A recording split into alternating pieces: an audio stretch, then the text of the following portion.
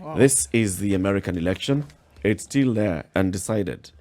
Donald Trump, the president, has said, stop the count, stop the vote. And his campaign has filed several challenges, court challenges in several states. The issue is stuck where it still was. Depending on which publication you're looking at, Joe Biden is leading and Donald Trump is trailing. Joe Biden, according to the AFP, has 264 electoral college votes, and Donald Trump has 214. And according to CNN, he's at 253 Joe Biden and 213 for Donald Trump. All of them, it just appears that what Biden needs is just a declaration of, if he just gets Pennsylvania, 20 electoral college votes, done. If he doesn't get Pennsylvania, but then he gets the others that are also remaining, he's likely to win. So it's for Biden to lose this one. It's gone on that far. But Donald Trump is not keeping quiet. He is really, really, really angered and not happy about all this because of what he has been saying. He's been saying, this is a corrupt system.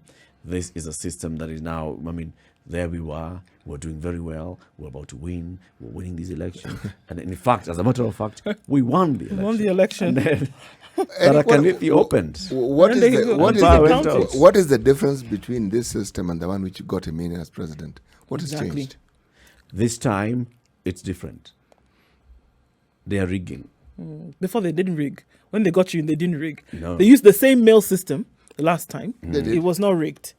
They used the same, the way in which they conducted the election just 5 years ago is the same manner in which it's being conducted today. However, if things are not going in your favor, then there's definitely a problem. Always is, no? Words have consequences. Huh? Remember, you demonize a system like the mail system even if you don't say so directly. Yep. What you're telling your supporters is that don't trust it. Yep. So what will be the action be? They won't use it. They won't use it. And yet the other side is saying this system is good. And with COVID, wouldn't you consider, now of course this is wisdom coming with hindsight, that someone would like to use a mail system because it is safer for you instead of you queuing and perhaps putting yourself in danger because of the COVID season that we're in. And if you were just going to apply some common sense, because of the fact that you're not going in to vote directly and you have an instant vote and then you're gone, common sense dictates that you say, because it's the mail system, it's going to take a couple of days to get there. And each state has their own, within a federal system, each state then is able to make their own laws and their own rules and regulations, which essentially what this election is being run by. So now if a state says that you may vote by mail up until the 3rd of November, a day before the election, it only makes sense that if they're going to see a postmark for the 3rd of November, that it's going to take some days, maybe even after the day of the election, for these votes to come in. And if they're still coming in, and they've been given until the 10th of November, if they're still coming in until the 10th, it only makes sense that you'll be collating votes until the 10th. Yes, unless it is clear that the winner has been determined by what has come in, and so far, even as you count, it is known. Far away in New Zealand, they also had votes. They had some vacancies in what we call member of parliament positions, all right? Now, they have an interesting voting system. They also have a mail voting system, but it goes as far as citizens of New Zealand who are abroad in the diaspora, all right? And then they also brought in people with special interests, what we would call people with disabilities and what have you. Now, with that system, what has happened is the incumbent, the prime minister, has added even just one seat. One more seat has been added because she won. With all these considerations, mail voting coming in, and it was considered to be appropriate. It isn't America. America is not the only country in the world that uses this system. There are many other countries in the world that also consider that people who are not in the country should have the right to actually vote. And this didn't happen in these elections. It's been happening for the longest time in this part of the world. That's the so way the question I'm asking is, why now? All of a sudden, why has it become such a big issue? Why is it the center of discussion with regards to the elections? Why? Because clearly things are not, it's clear. Things are not being tipped. Things are not tipped in his favor. And that's why we've seen some of the sentiment that has come out from him in the recent days. Remember, as president, I think he's privy to information that many citizens are not. He would know intelligence reports. He would know what's happening around the country in detail. He would understand. And perhaps, I'm speculating here, this could have informed, because what the president is talking about, he didn't start talking about it yesterday. Nope. He's been saying it for the longest time. And he cited the examples like New York and the others that have had elections this year during COVID-19. And so they've had unprecedented numbers on mail-in system, and the mail-in system has faced stress. So he's saying, look, it had stress. But then at the same time, remember, there was also talk from the other side of that this particular system could also be interfered with by the forces that had tried to interfere with, and some claim successfully, with the 2016 election. So it's a back and forth, but let's just listen to what Donald Trump, the president, was saying about this system, and that he calls it corrupt, and that's why he's gone to court. We won a case, a big case, and we have others happening. There are lots of litigation, even beyond our litigation. There's tremendous amount of litigation generally because of how unfair this process was, and I predicted that. I've been talking about mail-in voting for a long time. It's really destroyed our system. It's a corrupt system, and it makes people corrupt even if they aren't by nature, but they become corrupt. It's too easy. They want to find out how many the votes they need, and then they seem to be able to find them. They wait and wait, and then they find. It's a corrupt system. It's too easy to manipulate. But before it was not. There's a constant in all this. The accusations are fast and furious, but there is no evidence so far that has been produced by the president's side to support these claims. Yeah. Which you know that when it gets to litigation, that is what they're going to request. And already, as we speak, some cases have already been decided. It's not as though you take it to court, the courts decide. Yeah, I mean, one of the things is that in Georgia, they asked that members of the Trump side of the campaign administration be allowed to go to the tallying center and actually see what is going on, which they were granted. Go ahead and see. I mean, there's no problem. It's an open system, and it's transparent. So go ahead and see. And of course, you're not allowed to fiddle with anything, but go ahead and see so that you can be clear that there's nothing to hide. And in some of the cases where they've asked for these kind of allowances, in the many suits that have been already brought, they've been granted. Go ahead and see. And if anything, it really does point to the openness and transparency of the electoral system in the United States, saying that, you know what, it wouldn't be that easy to come in and then dabble with things. And I think that if he were to actually interrogate his heart of hearts, he would know that it is he's clawing out at this point. And he knows that the system is actually, it works and it works just fine. It's important for it to be interrogated, though, and I have to keep insisting on that. It's important for it to be interrogated. It doesn't mean that because people really hate Donald Trump, that everything that he says is therefore rubbish, and therefore it's foolish, and therefore most of the things he says are precisely that. Not everything. My point isn't everything. I said most. Yeah, you don't have to interject when I'm saying everything. Everything includes most. Not everything that he says is therefore stupid. Everything includes most. That's not the point. Everything he says is not stupid. Most of what he says could be stupid. A few of the things that he says, according to other people, could be stupid. That's not the point. Eric, it's not stupid. Everything that he says is stupid, or is therefore uncalled for, or is therefore unwarranted, or is out of league. No, there's a point that he's raising, and because there's a very good working system in the United States, interrogate it. That's why he's going to court. Let the court decide. When you have a track record of saying things that are accusatory and not substantiated, you expect to be challenged at every point. Of course. What you're saying is true. Every system needs to be challenged. And this is really what I'm doing. I'm challenging the things that Donald Trump, or that have been attributed to the president of the U.S. Things that have been said, things which have been considered inflammatory or incendiary, but without evidence. Yeah. And consistently. And it's absolutely all right for everybody who listens to Donald Trump to challenge. It's also absolutely all right for Donald Trump to challenge everything that he finds not working in his favor. That is the nature of things. And we cannot just dismiss it. Anyway, let's listen to what Joe Biden said. He, in response to what is happening around, saying, every vote, every ballot must be counted, which is a very strong point that he's making. The reason why you go to vote is because you want your vote to count. And by Donald Trump saying stop the count, what is he actually talking about?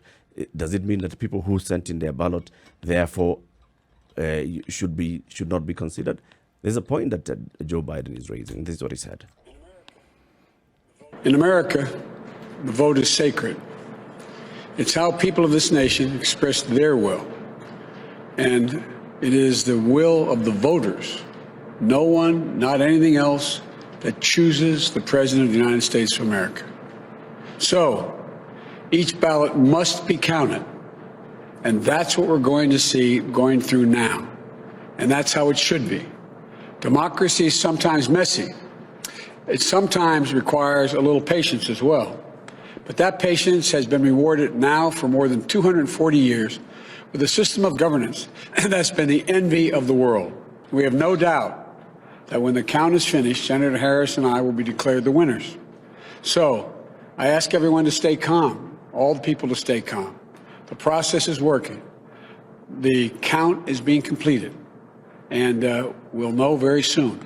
So thank you all for your patience, but we have to count the votes. God bless you all, and may God protect our troops. Every vote, every ballot must be counted, and that has to go to the very end. Because anyway, in an election as close as this one, this is exactly what he's saying. I mean, every ballot must be counted, countering very well to what Donald Trump, the president, was saying. Stop the count.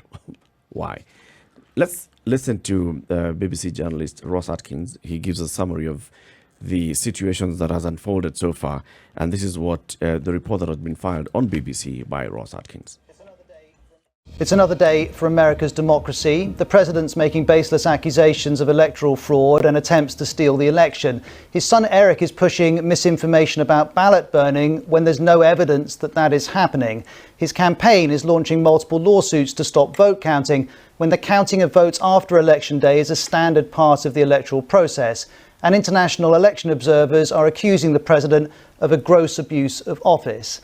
Now, Donald Trump repeatedly attacked America's democratic process during the campaign, so the last 2 days are not entirely a surprise, but reaction around the world shows us the president still has the capacity to shock. For better or for worse, this is not American democracy as people normally see it. There you go. 7:15.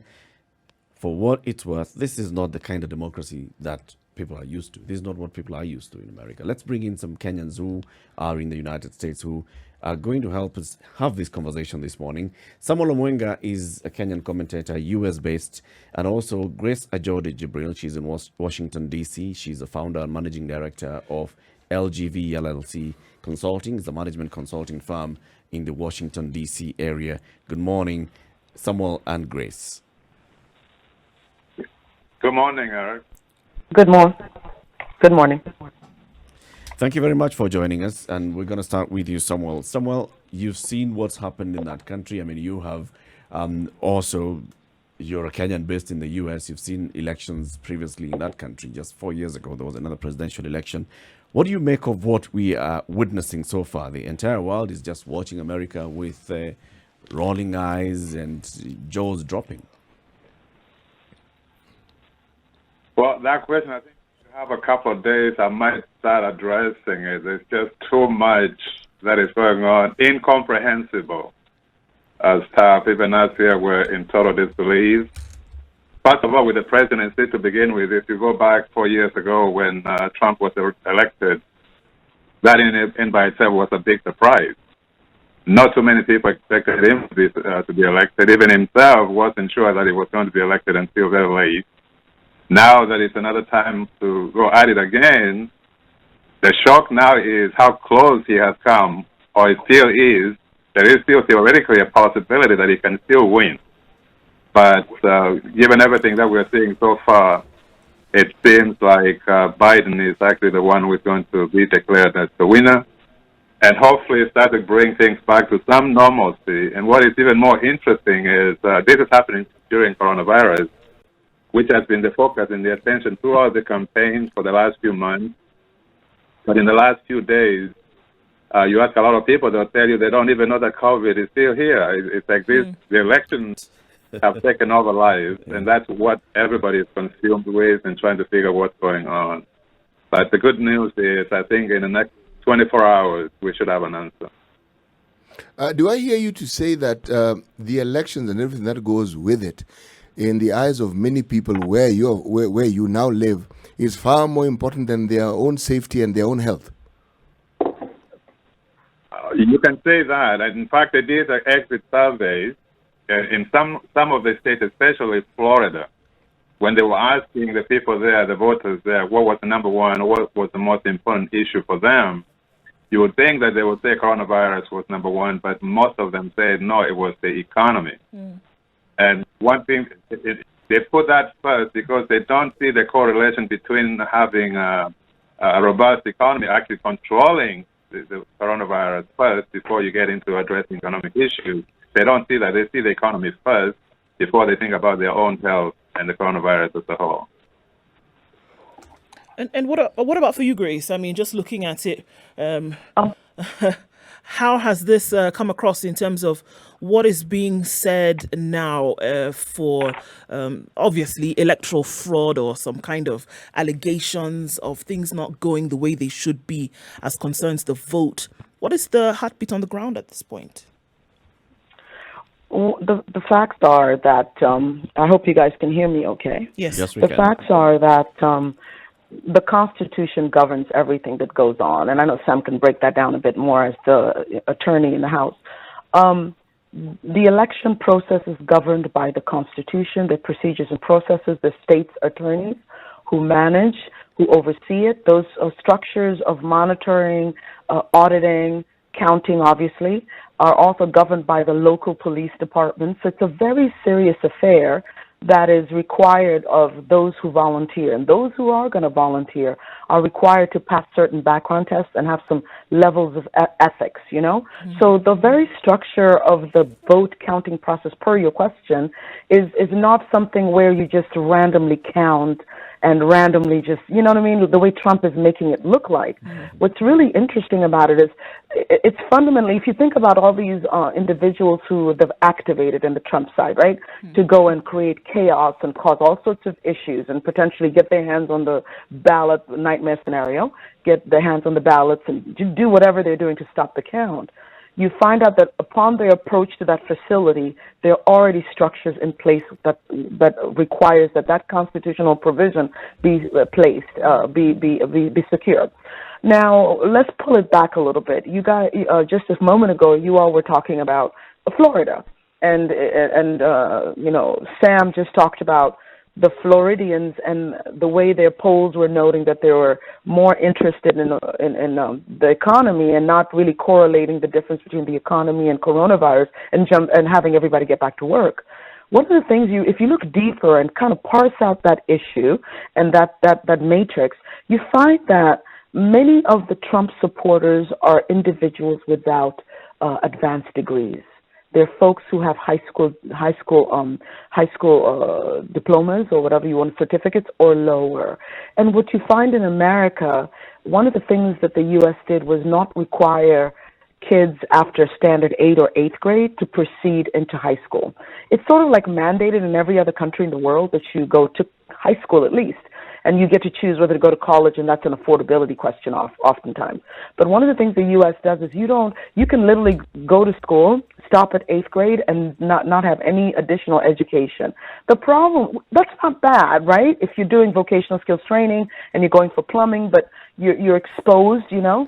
The problem with that is you find that you juxtapose that against American media that does not broadcast anything outside of the United States.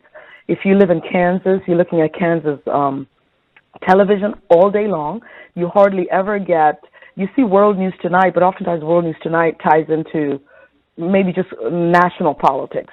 So this election, to me, opens up lays bare the fact that we really need to rethink the way media provides information to the public.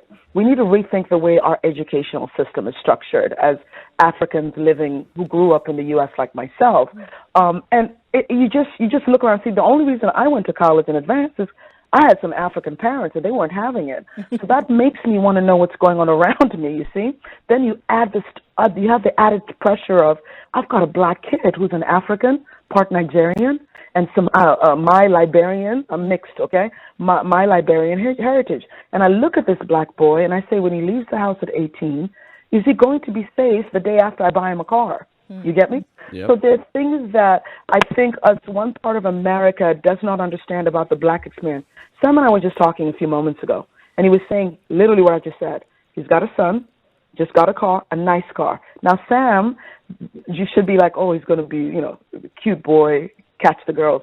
Guess what Sam is worrying about? I don't want a cop stopping this kid saying that he stole that car. These are real social issues that Americans have not been aware of because of what I just said. Small microcosms of community, no information shared across the board. So what's in Kansas is not in Washington, D.C. So you don't know a Washington, D.C. person than you do Adam and Eve. If I may ask, is Mm-hmm. there evidence to support this view that the bulk of President Trump supporters are people whose level of education is at the lower end? And is there evidence that indeed they are predominantly white? And if so, what percentage of the population of America do they comprise? Just to give you a breakdown on the voter breakdown. First of all, we can I can look at that when Sam is talking. I can pull those up immediately. This is where I get my information from, because as they were looking at Trump supporters, as they were polling them, they were finding that a majority of the current 2020 Trump supporters are in fact individuals who do not have college degrees, right? And that's what's been happening. So I can pull those up. But however, from a voter and racial breakdown, you find that 72% of Trump supporters are men versus 26% who voted so far. Registered voters, excuse me, because we don't quite know exactly who voted, so let's be careful. 72% of the men and women who are registered voters and supportive of Trump so far are men, white men. White women comprise of 67% of Trump voters and 31% of Biden voters, with 26 being white, as I mentioned. Now, when you break it down to black men, it goes all the way down to 17%, which is another bit of drama because everyone is very upset that Trump's black male support numbers went up. Now, then you look juxtapose that with black women, it's 81%. But you're finding within that construct, black women in America are with degrees are a larger population than black men with degrees. So you see what's happening here. You see an uptick in Trump support. You see the issue I'm discussing about lack of education, lack of advanced degrees, and you see them sort of correlating. Now, you break it down more with the Latino group. 51% of Latino men voted for Trump, and 64% of Latino women voted for Biden. So everywhere you look, there's a gender issue here, and we have to look at ourselves as Americans and say, what are our ethics? What are our political stances? What are the things that make it important? Here in my town, we had a shooting in a home. Turns out the wife went and voted for Biden. Husband found out, and he shot her, like down the street. Wow. And they're white. You see? So there's things happening within the construct of the family that is the American family, the American story that is unraveling here. And we really need to sort of talk about it. And I'll let you guys talk because there's so much I want to say, but go ahead. Okay. Sorry, I don't want to eat up all the time. This is the Situation Room, the only way to start your day. This is Kenya's biggest conversation, the Situation Room, this and every weekday morning. Siti Muga, Ndu Okoa, and Eric Latif. We're live on KTN Home, on Spice FM, and online. And joining us on the line this morning, all the way from the United States, is Samuel Omwenga, a US-based Kenyan commentator, and Grace Ajode Jibril. She is a consultant in Washington, D.C. area. Okay, Sam, I'm going with you now. Whichever way you want to look at this, the race is still quite tight with a winner still yet to be announced. That means that whatever happens, you'll have a very large number of Americans dissatisfied with the result of the election. How do you think, under whatever government, that Americans will still be able to be brought together to go then ahead with some good governance? That's a very good question, and the way I'll answer it is that same question was in the minds of Democrats as they was deciding who they will nominate to represent them in this election. As you know, there were a number of candidates who were equally qualified, would have been nominated, but one of the biggest considerations, there were actually two biggest considerations as far as the Democrats were concerned. Number one, who will be able to beat Donald Trump? Given the demographics and given the specific constituencies, or to be more blunt, the nativist crowd, all the voters that he has, the cult, sometimes we refer to them as that, that he himself prided, or was said with pride, or was bragging at one point, that he could shoot somebody in the street and they will never leave him. That is a reality. That is a fact that Democrats had to deal with. And the only person who had a shot to dislodge some of that vote was Joe Biden. And hard as it is, or I don't know any other way to put it, the fact that he's white, an older white man, that has some appeal, even among those non-college educated white men who have been voting in strong for Trump.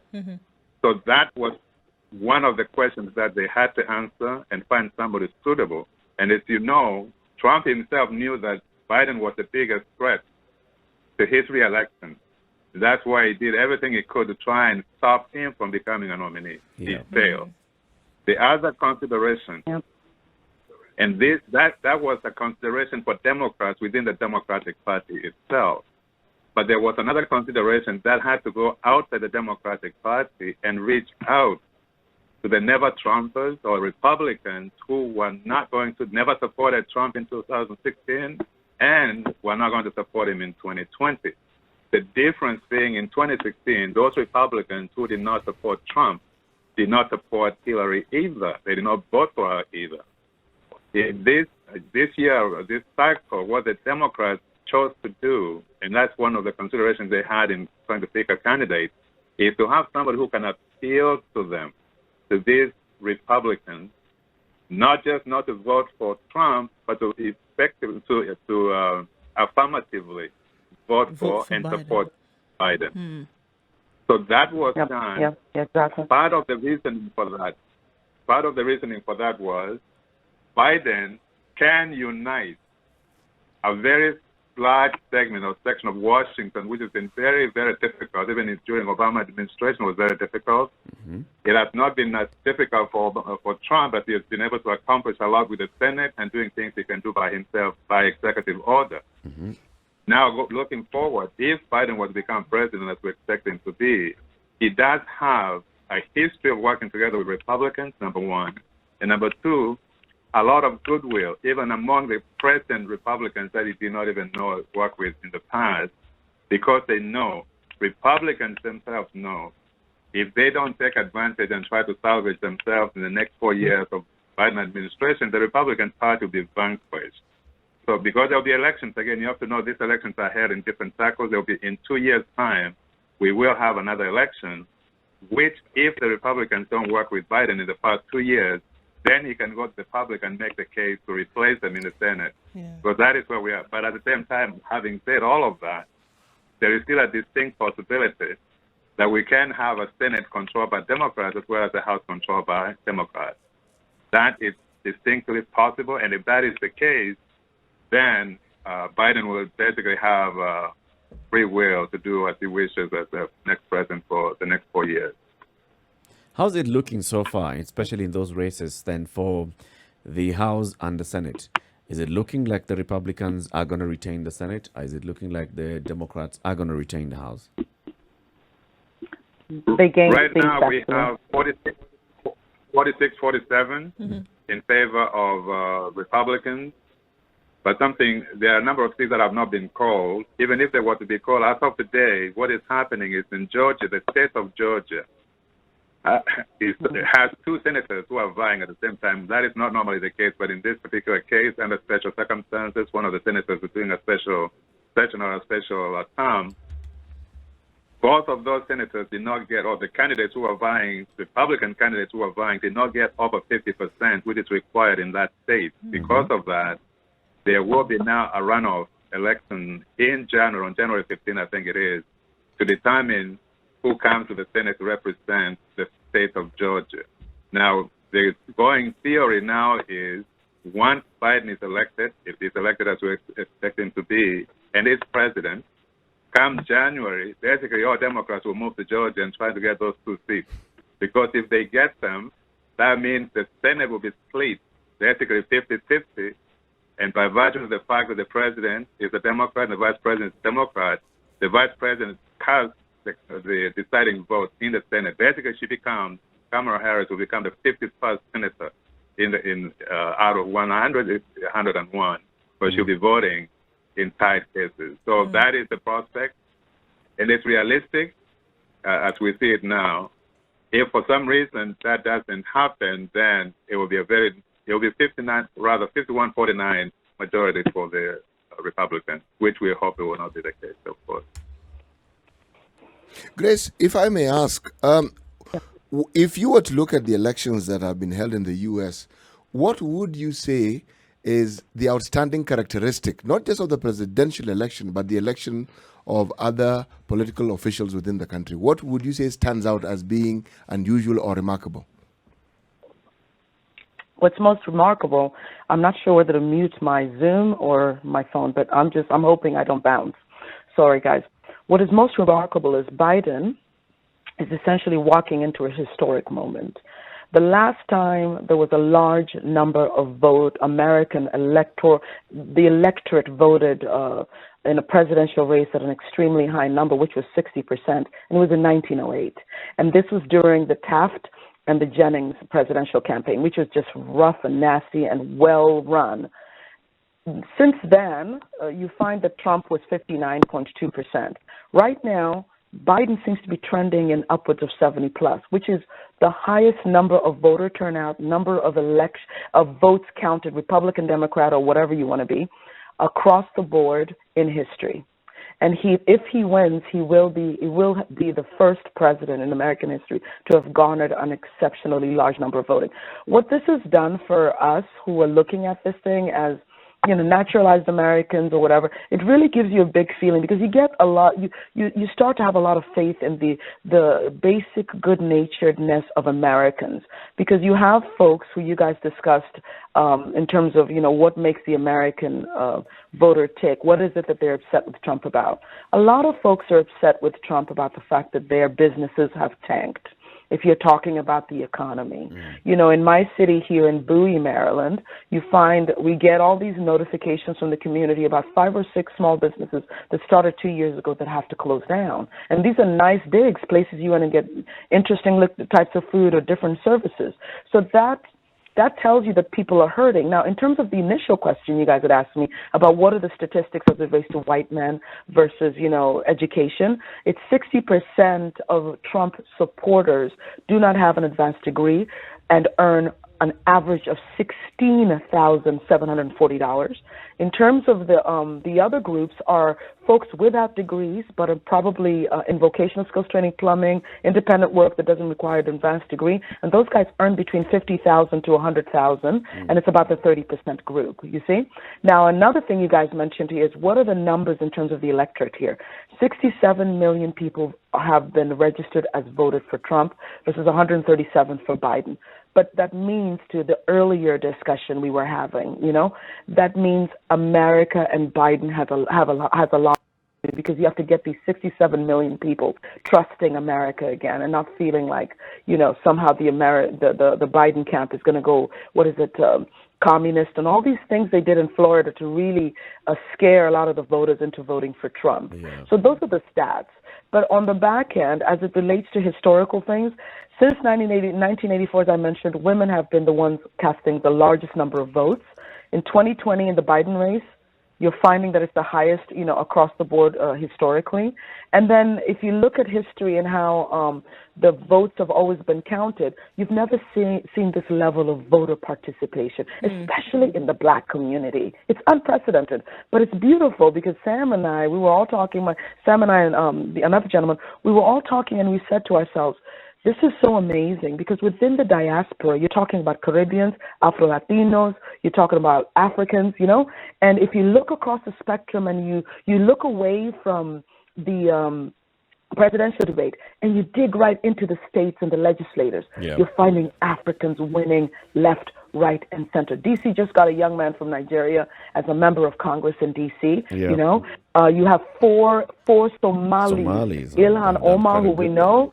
Somalis in Minnesota kicking butt and taking on the congressional legislature there. You have guys kicking butt in Delaware. So Africans are doing big things. And so let's take a break here with you because we want to sort out your link. There's an issue with your link. So let's just sort out the link with Grace and Samuel and then continue the conversation. She's breaking off at the point where, talking about how first the other minority groups are doing very well. And you also discussed this earlier, CT, looking at what's been covered in the newspapers. The LGBTQ community has also gotten some of the people elected. At the same time, there's the issue of then what do you do if you win the presidency? Whichever of these two gentlemen wins the presidency, most likely it's going to be Joe Biden. What do you do about the people who really were strong supporters or are strong supporters of Donald Trump? She described them, yeah. So many of them rural, living in rural America, many of them without advanced education. It doesn't matter. The point is that they are Americans and they express themselves at the vote. What do you do to rein them in, to make them feel that they are part of the conversation that you want to have for the next 4 years in your administration? And of course, I'm sure Joe Biden is hoping that it's going to be an 8-year administration, even if he leaves it for Kamala Harris after 4 years, as many people are speculating. What do you do about that? Well, I don't know. I think that this is where then you would have to have some kind of governance whereby you really do let the people know that what you had said in the beginning was that it was an inclusive governance, that what you wanted to put out was for the whole population, was for all Americans. Is that this development that you're looking for, this good governance that you're looking for, this revival of the economy was for all Americans. It was not just for those who supported you, but for the greater good of everybody. And I think that would be very important, to make sure that everything that you were doing was to make sure that everybody felt included. Everybody felt as though strides that were being made was for the betterment of the people, whether individually or as a whole. And I think then the actions that then came after the confirmation of whomever it is to continue to realize that, yes, there's some people who didn't want you there. There's some people who wanted somebody else there. But at the end of the day, that your work is for the betterment of everybody else. But no, isn't it the beauty of democracy, that the democracy that they've practiced for many years, the majority wins, the minority has their voice heard? You'll always find in very few occasions where it's a complete whitewash of an election, there'll still be very many millions of people who have not voted for the president who takes office. But you see, with their system, much as it's a presidential system, remember, their parliament has what I may like to refer to as real power. Whether it's the lower or the upper house, whether it's the Senate, whether it's the House of Congress, the truth of the matter is that they do decide. The president just doesn't run roughshod over everything. Doesn't decide and determine just because they've been elected. There is a check and balance that is actually in place. When you talk about the three arms of government, that is the one country where you actually see the three arms of government actually operating as they should. So, in a sense, one can have a sense of peace, irrespective of who's the president. There will be a check and balance. See, the fear usually is if the majority votes in someone and you don't have an effective check and balance, then essentially the term dictator begins to creep into the conversation. Because you then have someone who nobody can control or no one can check. I think that is the beauty of this particular system. Yes. That even though you do have somebody who is at the top, that the arms of government work so well that you will be able to have those checks in place. Yes. And that's one of the conversations that's being had now, that even if the Democrats seem to be going towards the finish line and will win this, in the Senate, it looks like the majority is Republican. And so they are essentially the ones who are going to determine certain things in government. So there will have to be congruence in terms of how operations work. But we saw it even with the nomination of the new member of the Supreme Court. It was what we would refer to as a done thing. It went before that Senate and it was clear where this thing was going to go, simply because the numbers were already in their favor. Right. Now, when you have such a system, the presidency is important, yes, because you like to know who's going to be the overall leader of the country. But there's comfort in that there is resident checks and balances which function. But is that enough? Is that enough to address the reason why very many people voted for the other candidate?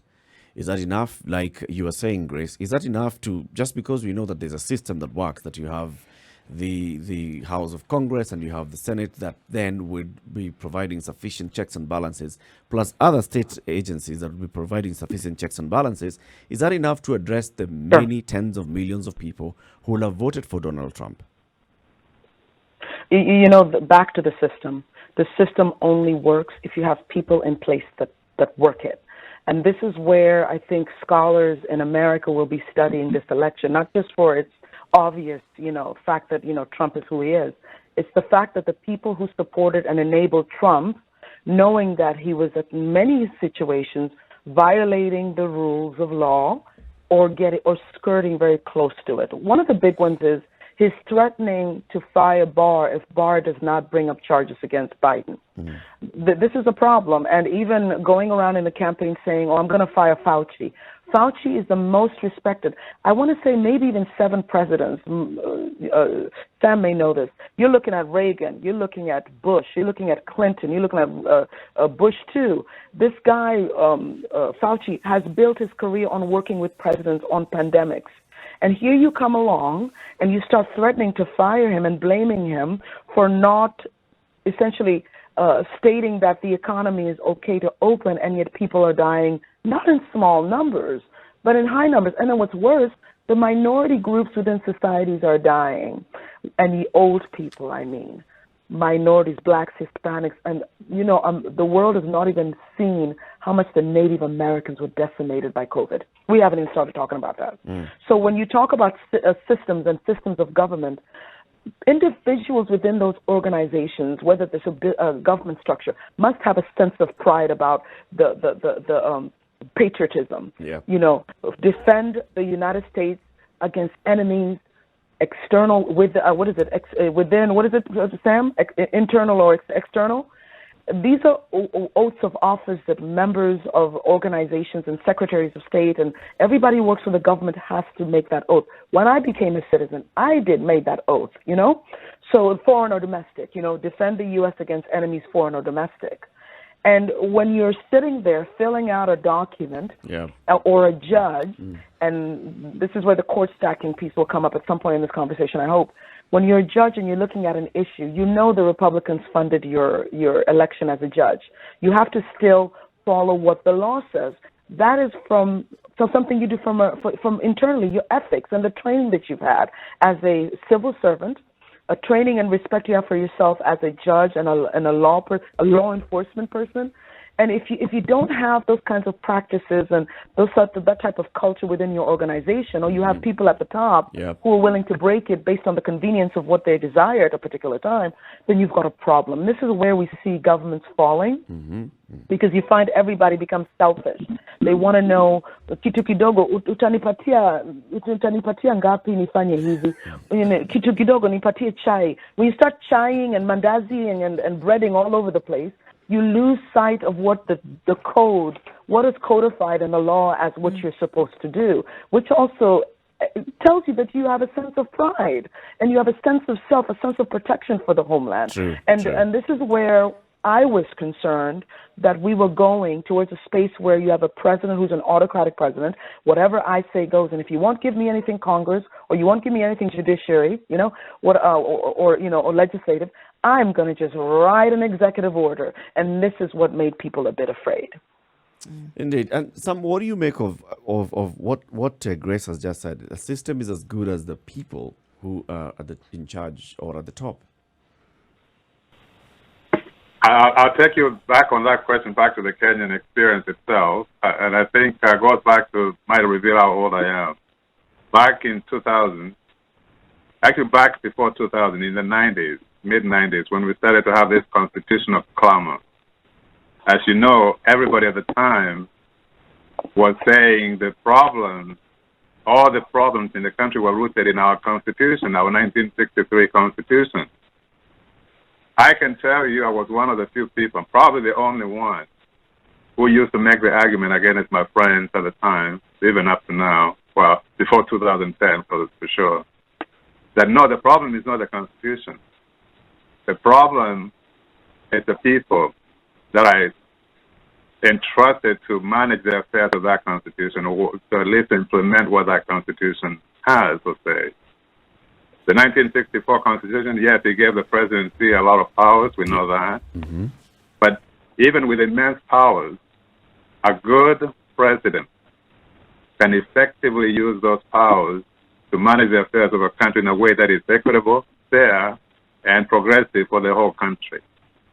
The problem is we just haven't had that kind of a leader for this year. That's why we ultimately had, even I personally had to change my views on it, say, okay, let's change the Constitution. We did that in 2010.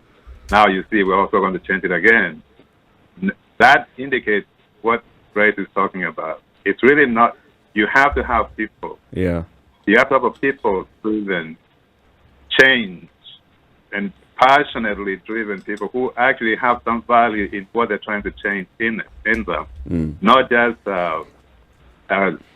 throwing around slogans, which this president, for one, is very good at. He can really give you a lot of empty talk, and you hear that from a lot of people. But when it comes to core substantive contributions and change that actually will have an impact on people, that is lacking. That is something that is is lacking. part of the problem. And we also want to say a very good morning and thank you very much for joining us, Grace Ajode Jibril. Grace is a managing consultant with a LGV LLC consulting firm in Washington, D.C. area. Thank you very much for your contribution this morning and for your insights, Grace, and we wish you a great day. We will maintain Samuel on the line for a bit and then have another conversation with another Kenyan who will also be joining us. Grace, asante sana. Thank you so much. Kuwa na siku njema. It's been a pleasure. Thank you. Thank you. Thank you. Don Ella, thank you. Bye. I'll continue. System as good as the person at the helm. Also looking at when a leader is in power and what they promise to do and what they come and tell you what they're exactly delivering, and yet on the ground maybe they're not delivering as much, but at the same time they're able to sway the support of so many people. What is it that those people are then looking at? What is it that they'd be looking for? And is it an expression that they feel that the person has delivered what he promised 4 years ago? Or is it that they just feel that the other person does not represent them? There's an emotional and psychological influence that many leaders have on their followers, if I may use the term followers. And as a result of that, what if we try to apply logic to the situation, I think we'll fail in our quest, because it isn't logic that works here. Political support often, if you look at it carefully, is actually devoid of any profound logic. It's your reasons for supporting the person is not because of what you can quantify. It's you like the person. He comes from a background that you like his utterances. He's told you things that you think appeal to you. Okay. Often you may talk about track record, but if we look at the American presidency, track record for what exactly? There's a trial period for being president. You are a congressperson, you are a senator, you are a governor, you want to vie for this seat. Yeah. Okay. Now, if we were to go by that, then you'd say the experience that you speak of, probably Joe Biden is the one person who has a lot of experience behind him if you just count the years. Yeah. But other presidents, Donald Trump was a business person. He wasn't even in politics. The former President Obama was a one-term senator. So when you talk about experience, what really would you be referring to? But there was an appeal that these individuals have. And the same with Donald Trump. There's an appeal that he has to a certain demographic in his country. Like, Grace had said earlier, it's about time that then the American system or the American people start looking back at the system and seeing what is it that we are seeing here. Even with the election of so many minorities, even with that clear divide between the people and their education levels and where they live. If you look at all the commentaries, they'll tell you the supporters of this particular candidate are in the urban areas, the supporters of this other candidate are in the rural areas. What does that tell you about the system itself, about the society itself, and how American they feel? And what's their definition of this American dream? Well, everybody's trying to play a part, I think. Talking about them being, look at one of the countries whereby probably more than anywhere else on the globe could be seen as a melting pot of cultures and traditions. You have people from every continent who then have come into this one part of the world and will be called Americans. Wherever you want to look at it, can have the opportunity to be called Americans. So they're bringing their beliefs, they're bringing their ways of life, and now into this new mishmash of ways. I don't think it would be possible to get the support of everybody in one place at one time. But I do think that it then requires to look a little bit further into how you then deal with this huge difference of people in one place and say, how are we going to be able to offer up some kind of governance that would appeal at whatever point it is that you're looking at? I think that would be extremely important for anybody who is at the position of leadership. To understand it, look at, for instance, our evangelical churches, not just in Kenya, but on the continent. They support a Trump presidency. They support Republicans because they feel these people support a God-fearing agenda. And many very of them conservative in nature. Yes, exactly. Many of them do not believe in gay rights. They do not believe, for instance, in abortion. No, they don't. They don't even. And many of them support the state of Israel and everything it stands for, and will not hear you utter a single word that may appear like it's against it. Now, based on that understanding, they will support Trump. They even say supporting Trump is upholding morality. And you have to pause and take a deep breath when you read that. So we're still online with Samuel Mwenga. He is a Kenyan based in the USA. He commentates on various issues of governance, leadership, and politics. Samuel, as we were going into the break and as we were saying goodbye to Grace, we talked about the position of a good leader in making a system work. Let's use that as well and look at the electoral system in America and how the electoral system basically has worked. All those counties, states, each of them has their own electoral system, electoral laws, but at some point at the national level, it's very well harmonized. How is it managed and how is it run?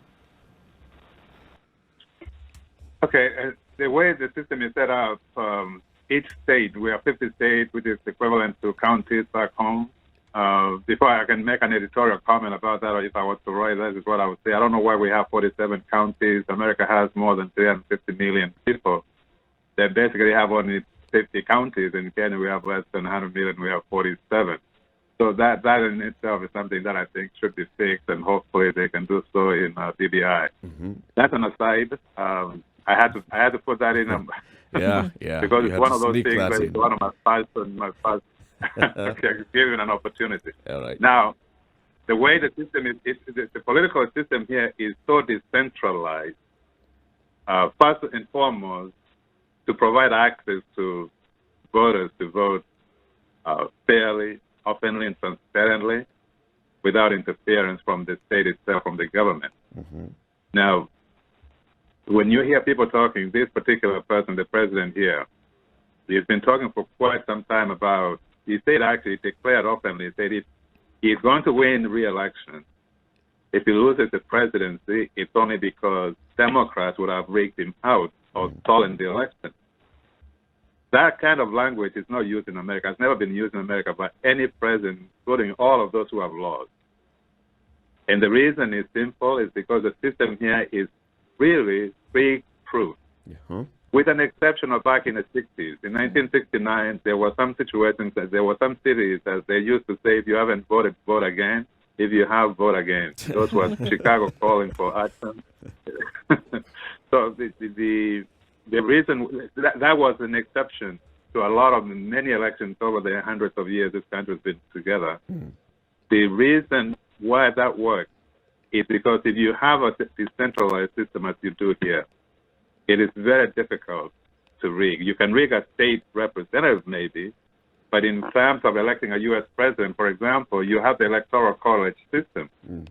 In that system, what it is, it allows each state to vote or to cast votes for the presidency as they are allotted the number of electors they have in each state, which is equivalent to or is equal to the members of Congress from each particular state. All those are layers which are really created to offset or remove any possibilities of having people interfering to manipulate election results. Even though the original intent was different for having that system, ultimately it was just to make sure that there is integrity in the electoral process, and there is.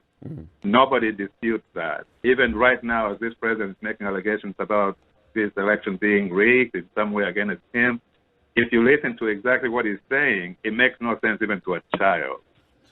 Basically, what he was saying yesterday is, as votes are being counted, Democrats are finding some votes somehow and overcoming the lead he had from previously, when in reality, the fact is those votes which are being counted were the ones which came by mail, which is allowed under the system, and they are counted after the votes which were cast on election day itself are counted. So it is natural that those numbers will increase for the one who is receiving more of the mail vote, and they'll reduce for the person who only was depending as he was on election day of the balloting. So this, if there's anything, in the context we're having this discussion, I hope that it can also be something we can apply. What do we learn from American politics or these other democracies that we can apply in our own situations back home? Indeed.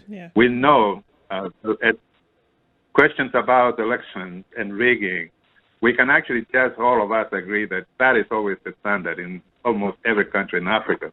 But there is an effort, and I think this is what BBI is intended to do, to try and address it so that we can finally have elections with integrity, where people can go up or down based on their own either convincing voters or whatever they need to do to win or not win. They can lose on that basis, but not on the fact that somebody else is going to put a hand and tilt. It's the integrity of the process and the integrity of the system. Let's also bring in another Kenyan who's in Washington, D.C. area. He's a healthcare professional, Joseph Kuria Mwangi. Joseph, thank you very much for joining us. And how are you today? I'm doing fine, and thank you for inviting me to this, your radio station. Asante sana. I live in Portmore. Yes, Karibu. Yeah. Joseph, you just heard what Samuel Mwenga, who's also in America, has been telling us from his observation of the electoral system. From your perspective about the integrity of the process and all, what is it that the lessons that we can learn in Kenya from that system and that can be applied back home? I think one of the most important thing I've seen here is the issue of decentralization. We don't have like one single commission or electoral commission, which probably can be manipulated, saying like the president, Trump, getting upset if he was dealing with just one unit. That would have been a bit difficult. It would have been easier to manipulate. But when it's decentralized and each county and each state is holding its own election and they are able to make it work, it becomes like very difficult. And also even the issue of saying or people complaining about the manipulation, it doesn't work. It will not work as easy as if it was a central body doing it. So that's one of the most important things.